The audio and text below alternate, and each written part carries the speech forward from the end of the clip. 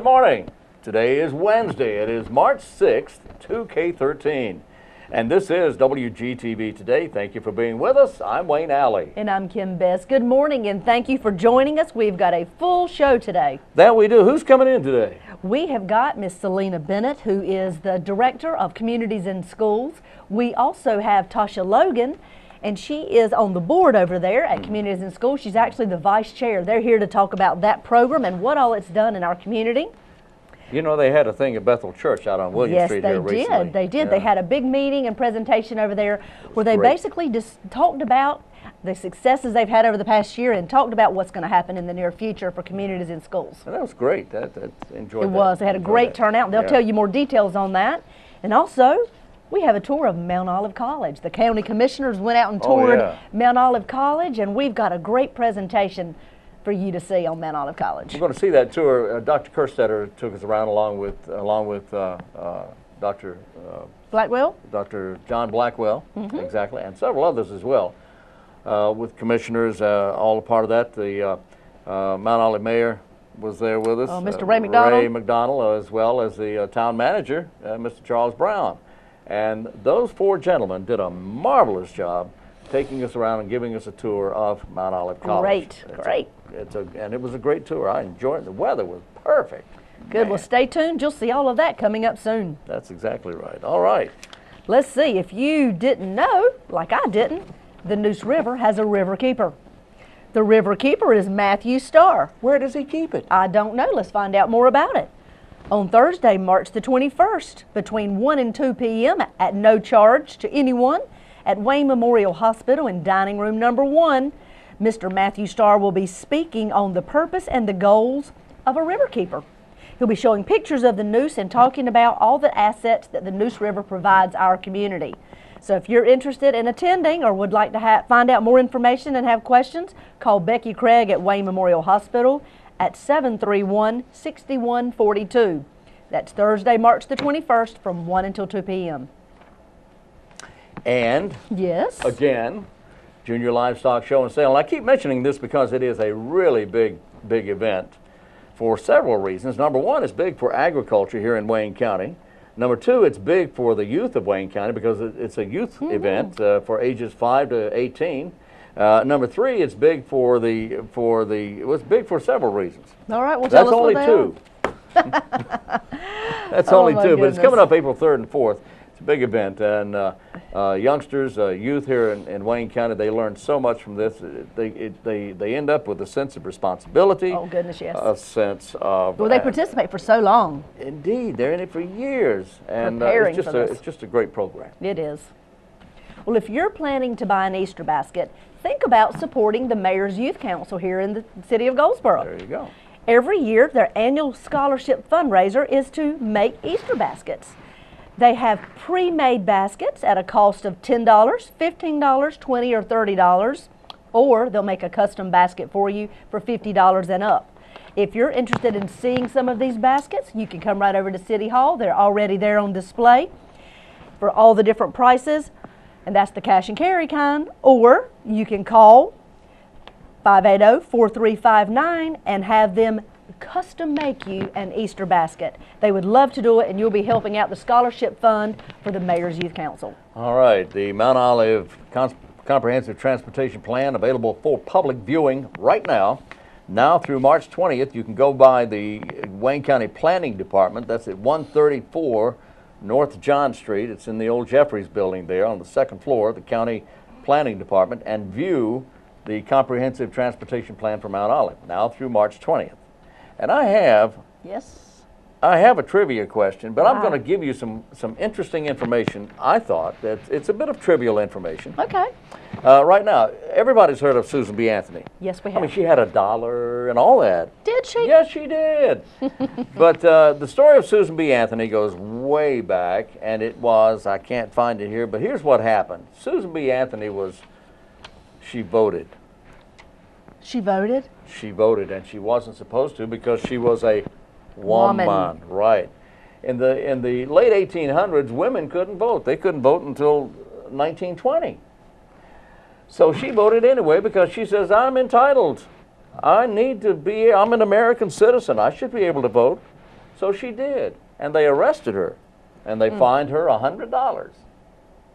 $100. She never paid it, and we punished her by putting her face on $1 later years. How about that? But that's beside the point. But the question is, do you know for whom she voted? She voted in a presidential election. Okay. What year was this? This was 1872, I believe. Let's see who remembers that or knows that piece of trivia. No, that's not today's trivia question. Oh, this it's is not? just something I'm just throwing out. Wayne's just throwing that out there to see if you know. This is a freebie, okay? All right. The answer is yes. Ulysses S. Grant.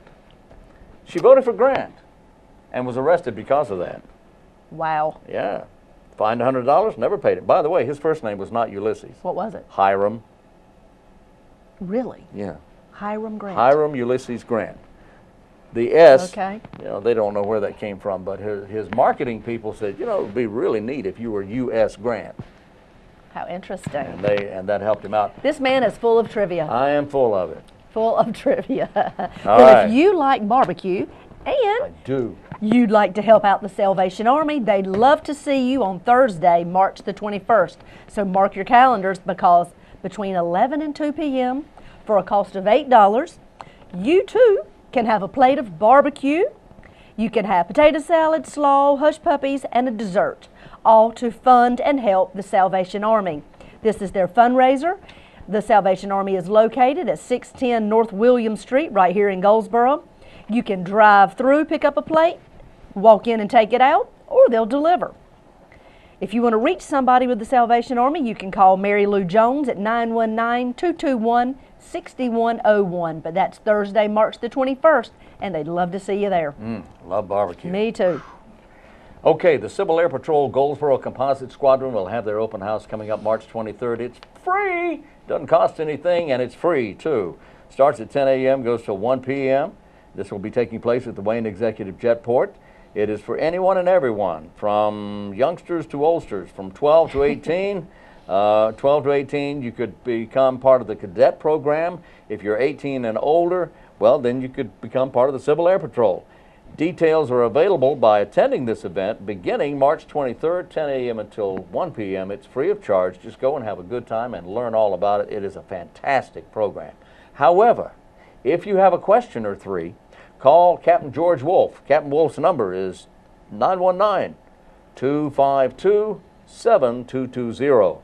919-252-7220. This is a great opportunity because there's so many young children that are interested in aviation. I know through the years I've heard with my son when he was younger, so many little boys say they want to grow up to be a pilot. I want to grow up to work on an airplane or be around airplanes. Did you? I knew Orville and Wilbur. Did you? Yeah, they're friends of mine. But this is a great opportunity to be able to ask questions, see an airplane firsthand, find out what they're all about. So take advantage of this if you're interested, or if you just like to expose one of your children to this. And Civil Air Patrol is such an important organization. They are at the forefront of search and rescue. Anytime there's someone lost or there's someone in a dangerous situation, Civil Air Patrol assists other agencies in search and rescue. So they play an important part of our lives around the country and around the world for that matter, but especially here in Wayne County.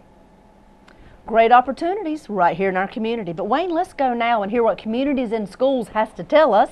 That's Selena Bennett and Tasha Logan up next.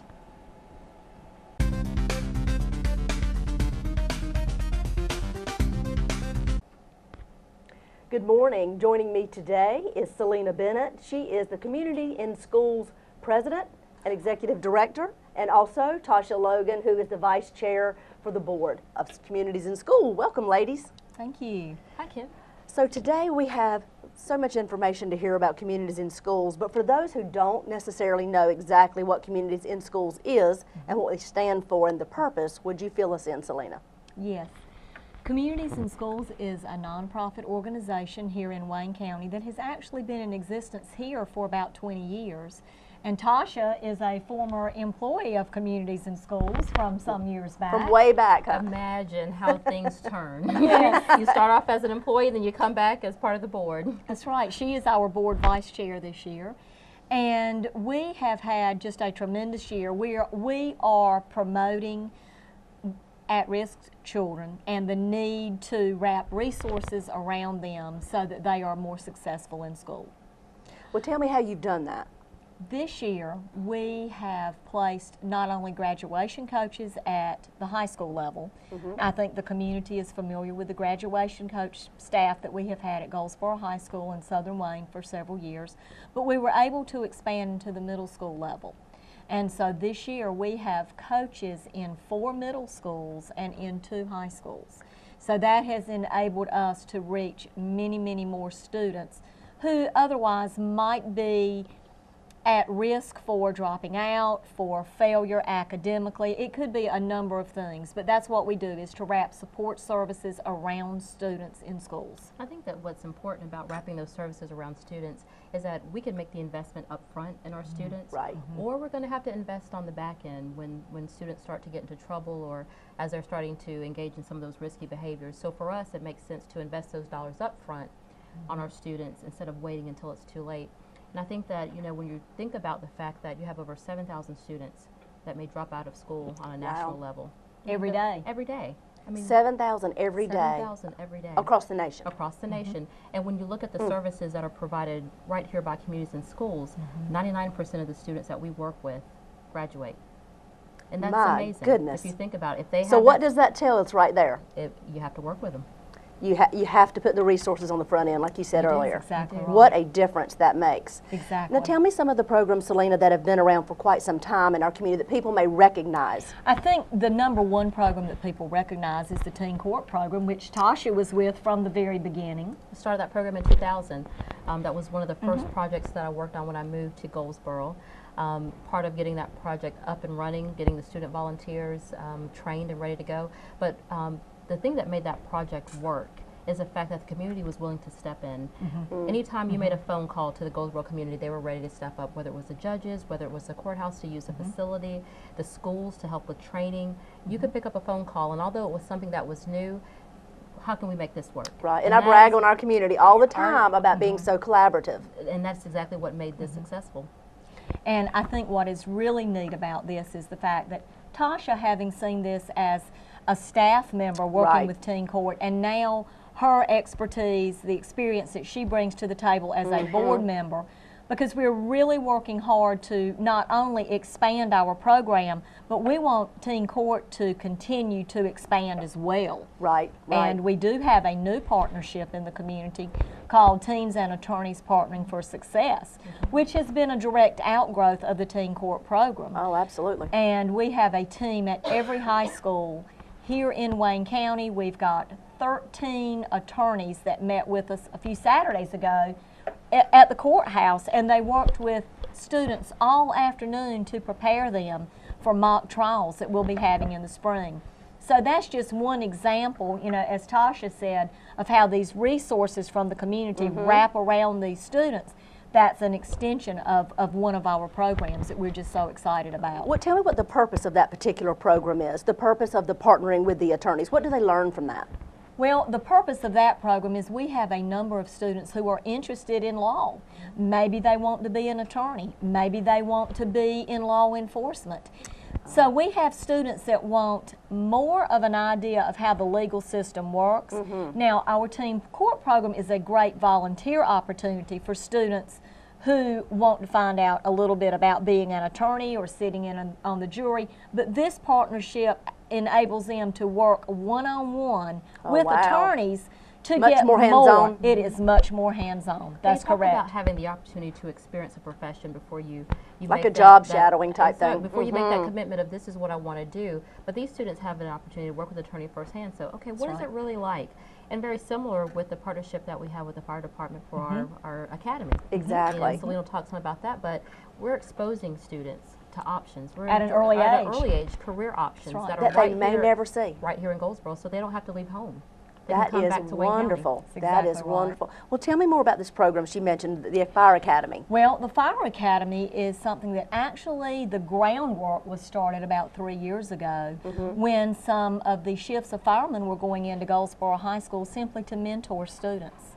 And as an outgrowth of that, Lisa Johnson, who is the assistant fire chief, is Right. she is just unbelievable. And she wanted to bring a fire academy program to Goldsboro High School. So we currently have students that have worked with the fire department that are now taking classes with certified firefighter instructors that are coming onto Goldsboro's campus from Wayne Community College. And of course, Wayne Community is another big partner. So once again, you have Wayne Community, you have Wayne County Public Schools, and you have the Goldsboro Fire Department all working together to give students exposure to something that they can continue their education right at Wayne Community College, get their level 1 firefighter certification, and they can have a marketable skill so that they can get a job. And you know, even if a child decides not to go that route, think about the skills they learn while being exposed to that. Exactly right. You know, from teamwork to dedication, and the list goes on and on, what they're being exposed to by being a part of this program. And if they decide that it's not the career option that they're interested in, they certainly, they've done nothing but gain a great experience. And build their resume. And build their resume and learn about teamwork. Exactly. Well, you had an event recently. Yes, we Tell did. me about this event. I know it's a showcasing of the successes of the past year for communities in schools. So tell us more about that, Selena. What we did was hosted an event at Bethel Church this past Friday, and it was called Have a Heart for Kids. We hosted it as a coffee hour with a light breakfast to go along with it. And it was an opportunity for us to invite all of our community partners, individuals from the community, the Wayne County Public School System. We had some of our elected officials there from both the state and the county level. And we had really 3 goals in mind. We wanted to celebrate our successes from this past year because it has truly been a tremendous year as far as expansion goes. Right. Secondly, we wanted to just educate the community because our community needs to know more about our programming and what it is that we are trying to do. And then thirdly, it was an opportunity for us to talk to our community about funding and how we get our funding so that we can continue another year. Well, Tasha, as a board vice chair, you were there and you helped organize this entire event. What do you see coming out of this event going in the future? Well, you know, I have to be honest, and Tasha was not there organizing. Selena was the one that was there at 9 o'clock that night with folks from Bethel Church setting up for us, and I really appreciate that partnership.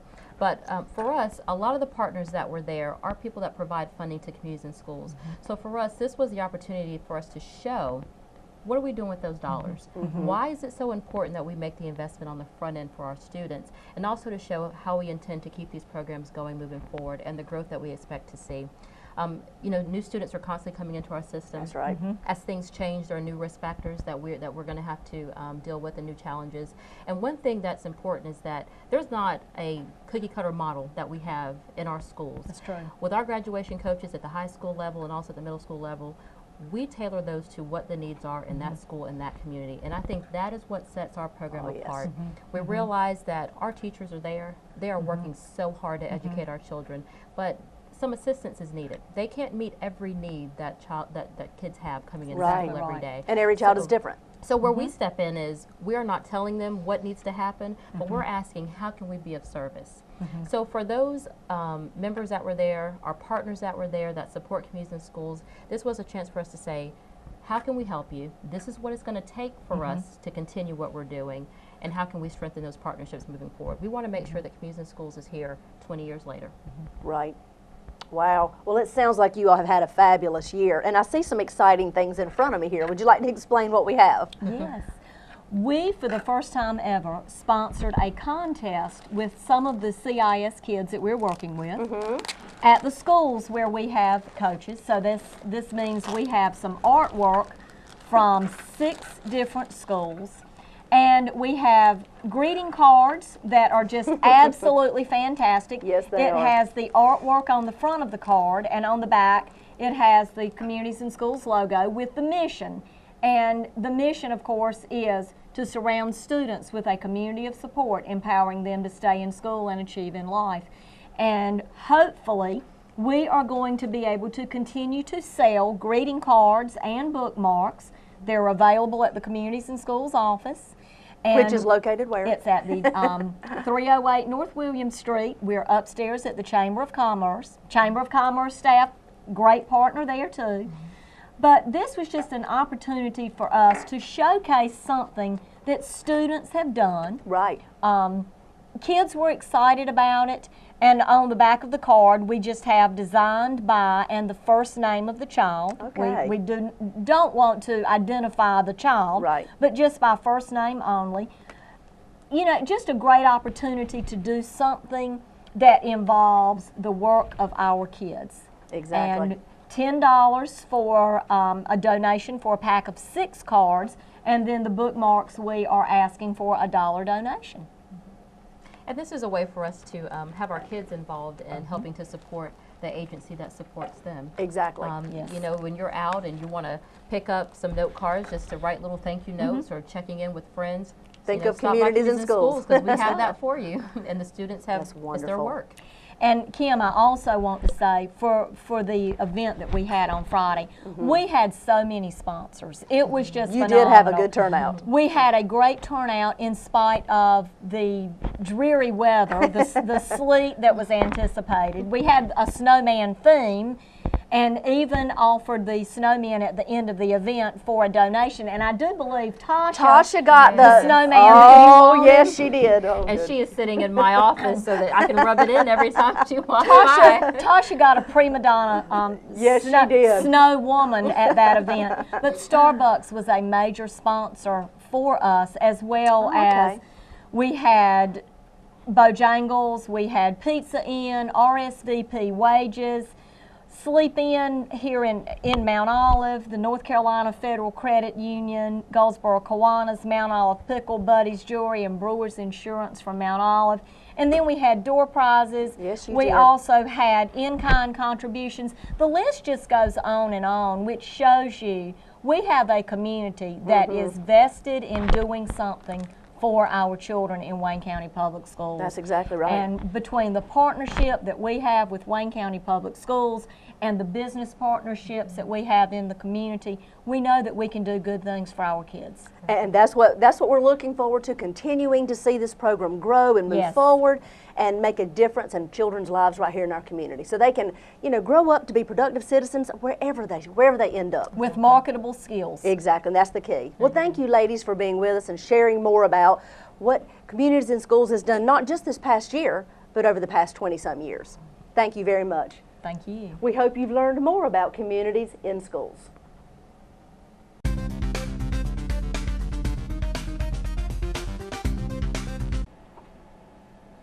And we're back on Wayne Goldsboro Television. We are back. Thank you very much. I hope you learned a lot about Communities in Schools and what they do right here locally, and how they're helping improve all of our schools. You know, Sudie Davis did a wonderful Yes, job she with did, that. for years. And then she retired, and now Selena Bennett has picked up the ball, and she is running to the goalpost. And Yes, she is. She's got a great board. They're very active. They are. They all attended recently when she did have the event right here in Goldsboro at Bethel Church. What a nice event it was to showcase Communities in Schools, their history, and what they plan to do for the youth in our community in the future. All right. Well, yesterday you started. Yes, talking about Food. super healthy foods. Super healthy foods. And we continue. Here's a couple of items for you. Would you believe milk? Not just milk, fat-free milk. Yes. You know, there's whole milk, and then there's 2%, and then there's 1%, and then there's fat-free. no percent. Fat-free. It does do a body good, milk does. Studies show that calcium is not just a bone booster, but it's also a fat fighter. Calcium is. Recent research from the University of Tennessee found that obese people who went on a low-calorie, calcium-rich diet lost 70% more weight than those who ate the least. Again, they found that obese people who went on a low-calorie, calcium-rich diet lost 70% more weight than those who ate the least. Wow. Vitamin D not only allows your body to absorb calcium, it's also a super nutrient in its own right. Research shows that adequate vitamin D levels can reduce heart disease risk, can ward off certain types of cancer, can relieve back pain, even help prevent depression, but most of us don't get nearly enough of the 100 plus IU daily. that most experts recommend. 1,000 plus IU. Now that's international units. If you look at the label, and I'm a label reader, I hope you are, most experts recommend at least 1,000 IUs daily of vitamin D. Wow, good gracious. A splash of milk in your morning coffee is just not enough to provide the calcium and vitamin D you need. Use milk instead of water to make your oatmeal. Have a glass of milk with breakfast, or stir some chocolate syrup into it for an after-dinner treat. But now we're not talking about just milk. We're talking about fat-free milk. All That's right. And then there's your salmon. Recent studies, in Love fact, in it. the last couple of days, I love fish. I do too. The last couple of days, a new report says don't eat so much tuna. Now, tuna has been back and forth. Yes. They say Through the eat years. it, it's good for you. Don't eat it, it's bad for you. It's bad for you, they say, because of the mercury that's supposed to be in a lot of the tuna, but it's good for you because of the omega-3 fatty acids. But better for you is salmon. Love salmon. Salmon is a rich source of vitamin D, one of the best sources of omega-3s you can find. These essential fatty acids have a wide range of impressive health benefits, from preventing heart disease to smoothing your skin and adding weight loss to boosting your mood and minimizing the effects of arthritis. Oh, wow. You hurt He's me? in there. Okay. Arthur's in there. Is he in there? Arthritis. Anyway, unfortunately, many Americans are not reaping these perks because we're deficient, which some experts believe may be at the root of many of the big health problems today, such as, of course, obesity, heart disease, and cancer. Omega-3s also slow the rate of digestion, which guidelines recommend consuming. No. Missing a page. I can't help you there. All right. Which blah, blah, blah, blah, blah, blah, blah. And furthermore, blah. And we'll keep giving you additional little tidbits here and there on super healthy foods that we should be eating. All of us. Here, a little bit there. That's right. Yeah, there you go. One more reminder, save that date, April 12th and 13th, Pig in the Park will be taking place at Old Waynesboro Park here in Goldsboro. A big fun family day to spotlight Wayne County's history and its barbecue tradition. Pig cooking contests, food, vendors, music, activities for kids for the entire family. All proceeds to benefit the Boys and Girls Club here in Wayne County. Visit the webpage, piginthepark.com, to find out more, or you can call Goldsboro Boys and Girls Club at 735-2358. That's April 12th and 13th. April 12th and 13th. Here's today's trivia question for today. Name the movie, the Broadway play, and the book Goodness. that got its name Yes. from a filing cabinet. On a filing cabinet. Picture a filing cabinet. Now, you know how it's all divided up, right? Right. All right. Divided up. On a filing cabinet, you will find something, on most, in fact, well, many filing cabinets, you'll find something that would give you the name of a famous book, a famous movie, a famous Broadway play. All right, Wayne. Think about we'll it. think about that one. Ponder that. We will ponder. While we're pondering, let's move on and take a tour of Mount Olive College and see what Dr. Kerstetter has to tell us about his college. Give out a gas? What? Out a gas? No. For a 5-minute tour. You know, this is a big quad area that we have. And so we have our alumni crosswalk, which is named in their honor. When our graduates go for commencement, they march down this way and they actually come through the gazebo. Thank you. I can sign it, I just can't say it. And then come into the Carnegie Arena for commencement activities. So one of the things we really are intrigued about when we came here is just how open this campus is. Yeah. So you've got the crosswalk where we'll go through the Carnegie Arena when we come back on this one. The Murphy Center, which we were in, is our main cafeteria, our student affairs offices, and our meeting rooms. This is one of the trolley stops on that one. This is Kemp Commons. It's named after Bill Kemp, who was a real supporter of the college and was a firm believer in landscaping. And so this is really honored in his honor. Over there is the full administration building. My office is in there, admissions, financial aid, the business office. Those operations are over there, as well as the bookstore. Looking across this way is Rogers Chapel. Rogers Chapel was the second building placed on campus. And we like to say, if you look at the 168 acres that are Mount Olive College, the chapel's really in just about the geographic center of those 168 acres, and it's there symbolically because faith is central to our mission and central to the campus. The building that we'll go right past over there is Henderson Hall. That was the original building on campus. And that really houses our humanities and the liberal arts programs over there. That's one of the buildings that we're going to renovate because over the years it's been cut into smaller pieces as we've tried to, provide more offices or classrooms. So part of our capital campaign will be to renovate that. It'll basically be gutting the inside of it, adding an elevator to it, but I want to keep the appearance of that building because I think it is, it's a neat looking building. But I think we can use the square footage inside now that we've thought through it, a little bit better than what we've done in the past. What is your campaign goal?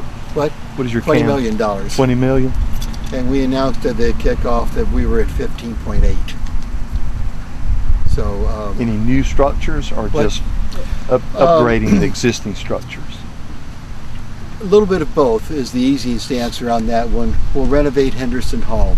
We want to do an addition to Rogers Chapel and do an educational wing to it so that we really make it a living, learning faith center rather than a standalone chapel right now. We want to do some renovations of the original residence halls on campus over there. We want to build a track. You heard Jeff talk to, good news is we've got a championship team. The bad news is we don't have a track. I've been tempted to tell them, what should I expect if we give you a track? On top of that. But so most of the focus of the capital campaign is really to enhance what this campus is about. You go through transitions and you go through the original idea of a 2-year campus, then a 4-year campus, the idea of setting up these other locations to serve non-traditional students. And now we're kind of coming a little bit full circle in terms of making certain that our traditional enrollment really has the programs and facilities that it needs. And because our goal is to move from the 900 plus that you heard today to in excess of 1,100. That's really where our goal is. Okay. Okay? Yes, sir.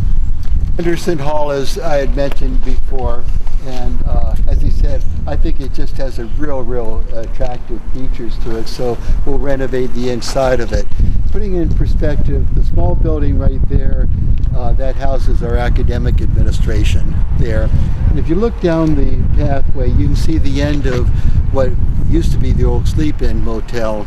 We could now call that the Inn at Mount Olive College. I think the real interesting aspect is, I said, our plans are to grow. For us to grow, we need to have additional housing.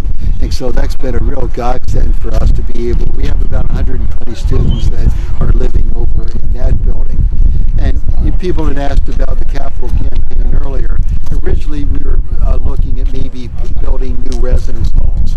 But because of being able to use this property over here, and then we acquired the property that was the old Mount Olive School apartments. We acquired that, and so this adds 120 beds. That'll add about 60 beds, and so for a more immediate goal of getting up to that 1,100, we think that we'll have enough residence hall space in order to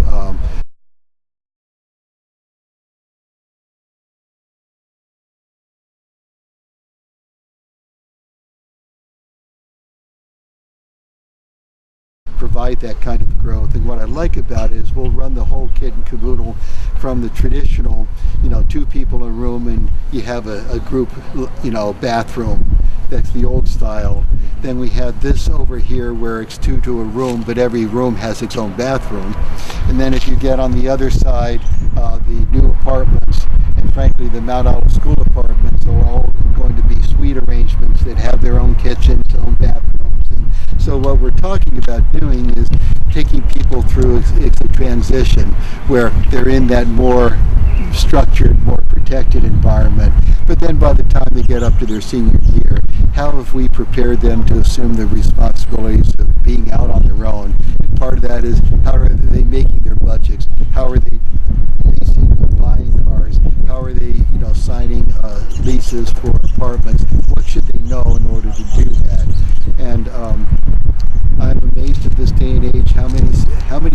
individuals don't have banks? How many don't know how to write checks? You know, it's not as high of a percentage on our campus as it is in the general population, but the statistics are really scary right now. So we want to make certain that our students are not graduating only with an academic background, but they're financially literate and other kinds of skill sets that are going to be important for them as citizens. The building here is the Maury Library. The building right there is the communications building. And this was the original building, then we added an addition on in the, I guess it was 2007, 2008 as part of the last campaign. Library is the library, although I'm going to say we are more and more holdings are electronic at this day and age, rather than the physical holdings. I mean, we still have a good number of periodicals and books, but what you find is that there are more holdings that you can get into electronically, which frankly are cheaper in the long run because we don't have to build the physical space for them. But the other thing is students are used to being online, and that means that they can sit in their residence hall or sit at home and tap into a card catalog and do their research that way. I would have given anything to have been able to do some of my papers in college that way. Yeah. But so it's been a nice resource for us. And the communication building does two things. The main floor is where our technology offices are, and we also have a computer lab in there that's for general student use.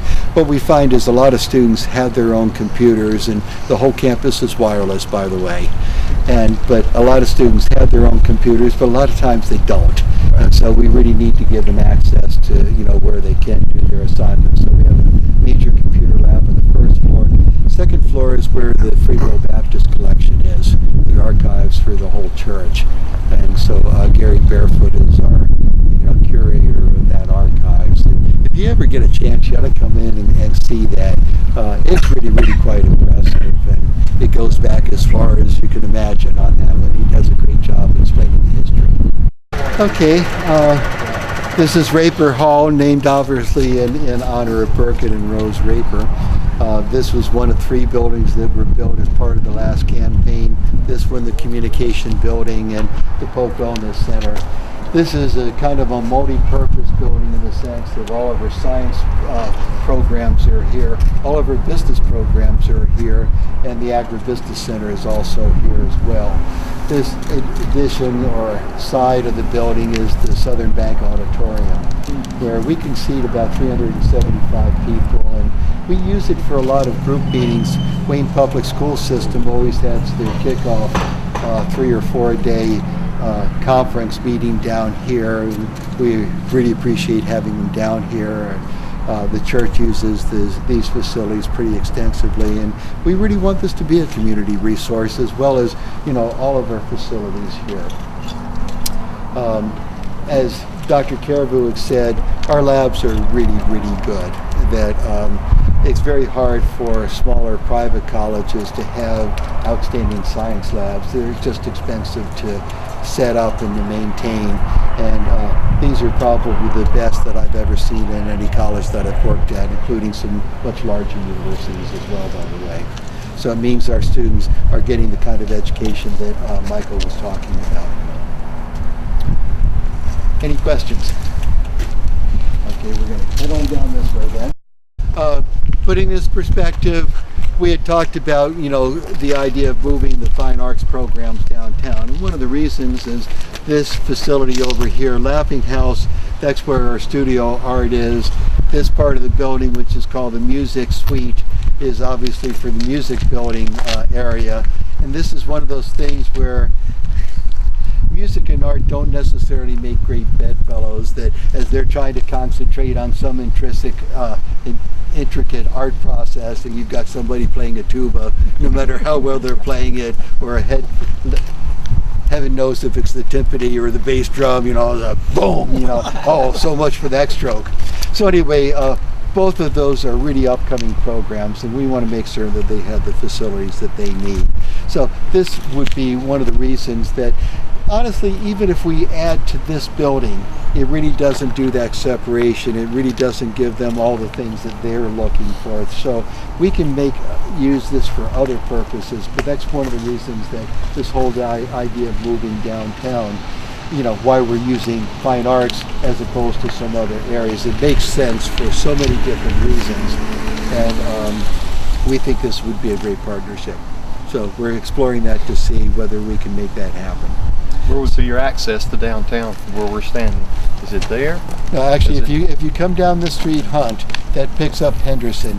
Henderson pulls right around and crosses over Brazil and dead ends on Center Street. So this would be your thoroughfare into town and back out right through here.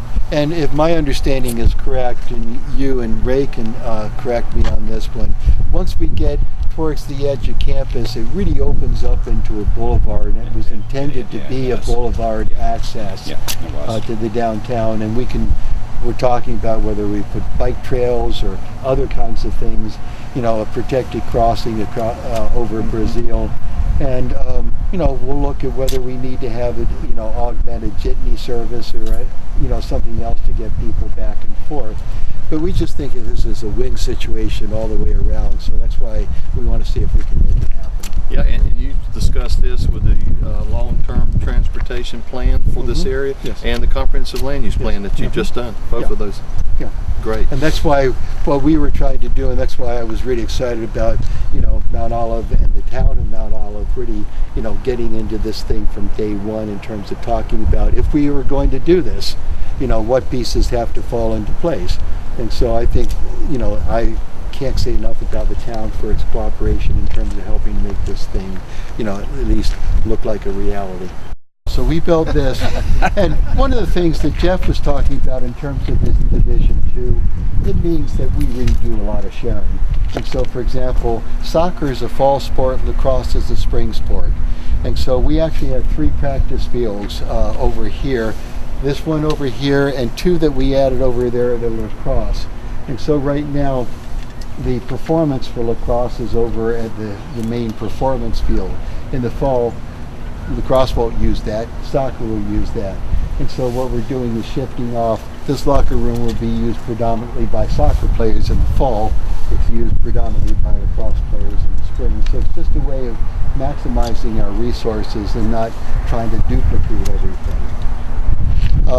What we'll do is we'll come down to the stop sign here, which intersects with Henderson, which takes away from the old Sleep Inn all the way around campus, and then we'll cross over Brazil. And you'll just get a sense that we're really not that far away from the downtown area. It's certainly a walkable distance, certainly a lot of bikes. We have more bikes on campus this year than we've ever had, which is kind of neat.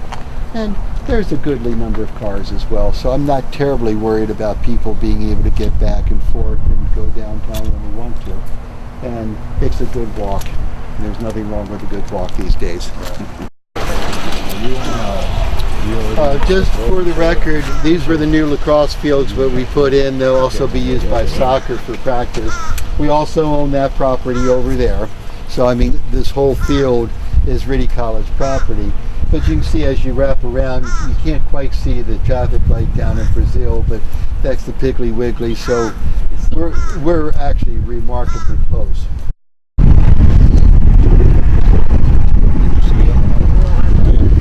No, we thought we'd stop here for about a half an hour so everybody could go in and use the machines. But this is a really nice facility. If you do want to take a look at it, you're welcome to.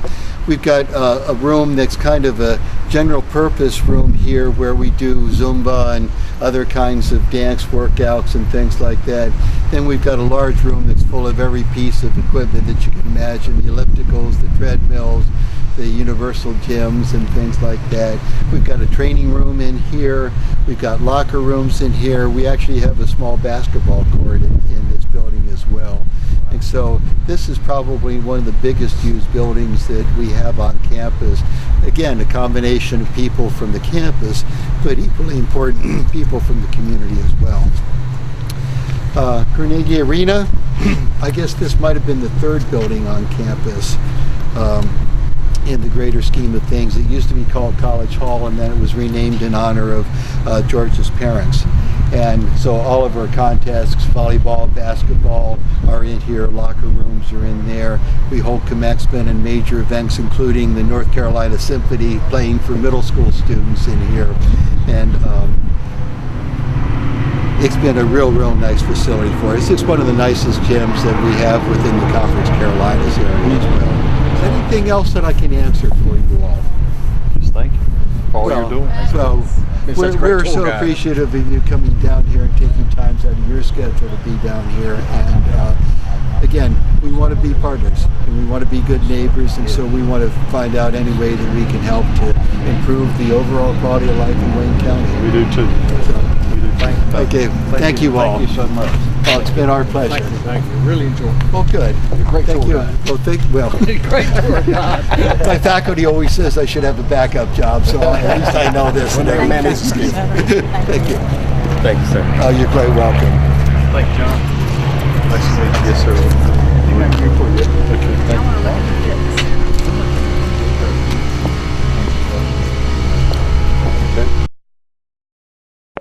Welcome back to Wayne Goldsboro Television.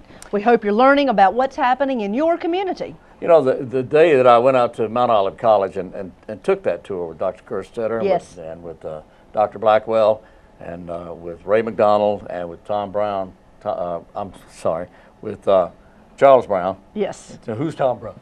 But with Charles Brown, it was just a glorious day. I mean, the weather was perfect. It was great. Commissioners really enjoyed it I'm as well. sure. They I'm had sure. a great Well, it's a time beautiful out there. college, and it has grown tremendously over the years and know. continues to do so. I know the campus is beautiful. Isn't it? And with Which, their new nursing program they're going to be Yeah. implementing soon, hold on tight because it will grow. by the way, campus is a Latin word. You know that. Another Latin word. Okay, but anyway, but yeah, they have grown tremendously. I remember I've been in Wayne County about 26 or 7 years, and I remember Mount Olive College. But then over the last 26 or 7 years, it has just mushroomed. It has grown yes. so much. The facilities are beautiful. The campus is gorgeous. And we have a lot to be proud of there. We do. My husband graduated from there back in the late 80s. Right. And I tell you, since then, if you compare the two, like two totally different worlds. All right, now wait a It minute. is amazing. Now, Michael is a pianist. He's He's organist, pianist. He's very accomplished. Did he get any training at Mount Olive Oh College? yes, oh yes. For His minor. Really? You know, you have your major and your minor. Yeah. His minor was in piano and organ, just Right. music in general. Wow. But he has been playing since he was 4. And he's extremely talented. We have a lot of family that teaches at Mount Olive College and is involved, so we've watched it grow and been very involved through the years and very, very proud. There you go. Very There proud. you go. All Well, if right. you're interested in sundials, Wayne, we can am. make super sundials at the Cliffs of the Noose.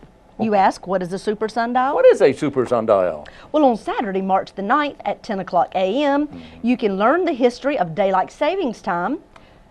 You can make a sundial and test it outdoors in the sunshine. Everybody's going to meet in the visitors classroom. It's a visitor center.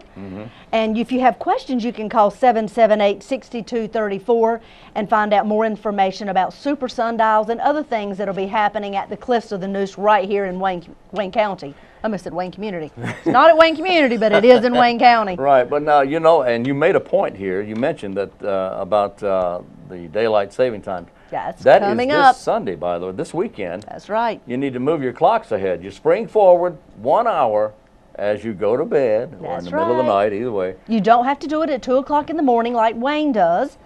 You can do it before you go to bed. It's perfectly okay. I guess it's okay. It's fine. But you're not supposed to. Legend Okay, maybe says it's you're okay. supposed to get up at 2 a.m. and change your clocks. That's But right. you don't have to.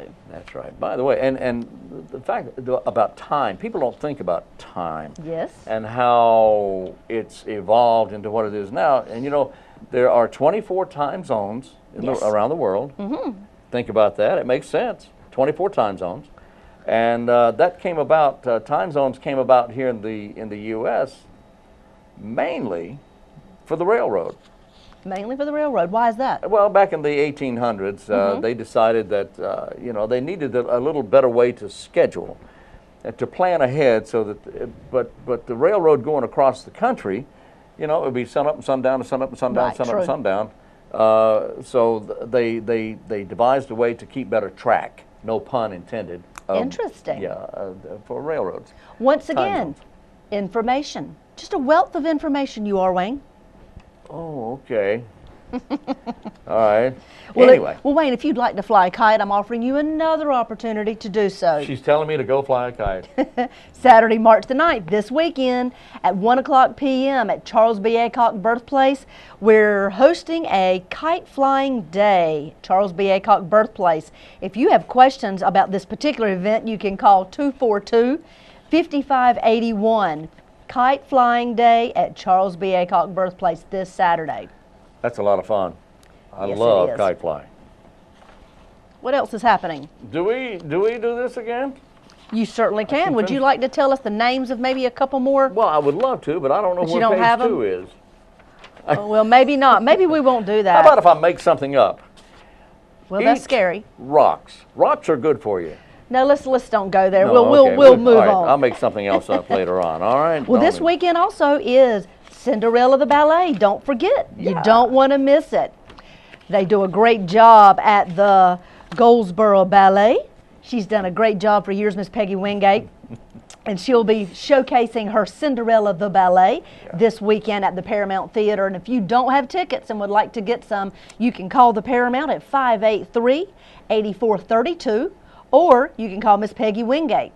You can also get tickets online at GoldsboroParamount.com or in person at the box office at the Paramount Theater. But don't miss the opportunity to see Cinderella the Ballet this weekend. Also this weekend. It's a busy weekend. Isn't it though? at Spring the- always is. It is, isn't it? You know, and there's going to be festivals coming up. Oh, There's going to be all kinds yes. of springtime things going on. It's a fun time of year. This weekend at the Wayne County Public Library, there's a program called Discover Tech.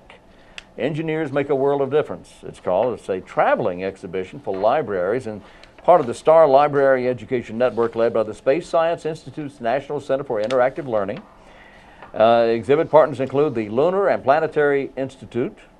It includes the National Girls Collaborative Project, and it includes the American Library Association.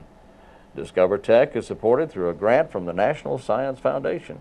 There's a lot of hands-on activities. So if you're curious about science and what makes things go and make things work, That's definitely the event to be at. Definitely the event to be at right here. That's right. Unless you're interested in sundials. Well, you have that's gonna- sundials, you have kite flying, and you have tech. That's right. That's There right. you go. Lots Anyway, of that's things at to the- choose from. That's at the library this weekend, this Saturday. That's going to be a lot of fun too. Oh, don't forget, coming up soon, it won't be long now, the 2013 Shad Tournament is taking place. Whoa. That's right. Parks and Recreation and Easy Bait and Tackle have teamed up together to offer a big shad tournament. Lots and lots of prizes, cash prizes and gifts. $10 is the entry fee per angler. And my goodness, they have a long list. They have a youth group, then they also have an adult category. Look at that. First place, heaviest creel. Heaviest creel. 10 fish limit. Yeah, first place, Okay. second place, the list goes on and on. Yeah, okay. Anyway, the first place, heaviest creel, 10 fish limit. Second place is the largest American white shad. Third place is the largest hickory shad. Fourth place is smallest shad for ages 12 and under. Then they have all kinds of prizes throughout the day. But I'll tell They you, certainly this do. is a great event. And I saw the list of sponsors. I did too. It is amazing how many people right here in our community I know. have teamed up with them and have done this for years, For 8, years. 9 years, Yeah, I know. to support this shad tournament. And Gary Bevel and Easy Bait and Tackle kind of started this thing, got it rolling here several years ago. That's right. Quite a few, And actually. and teamed up with the Parks and Recreation Department of Goldsboro and Wayne County.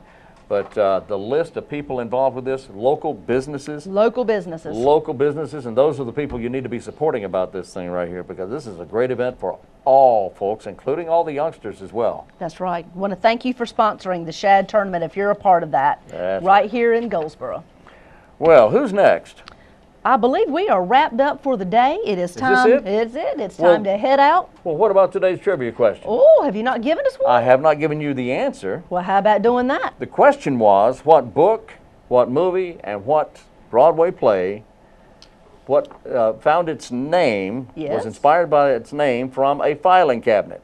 I can't wait to hear. Well, when L. Frank Baum was sitting at his desk one day and he turned around and he looked at his filing cabinet, he saw A through N and O through Z.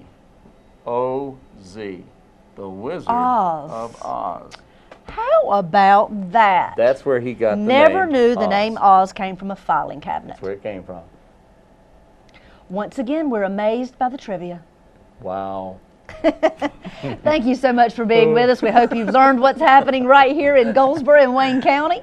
We'll be here again tomorrow. The show will be on at 7 a.m. again at noon. Noon, yeah. Again at noon, and then again at 5:30, and then again some other time during the evening hours. So you can also join us online by going to waynegov.com and clicking on the YouTube channel link.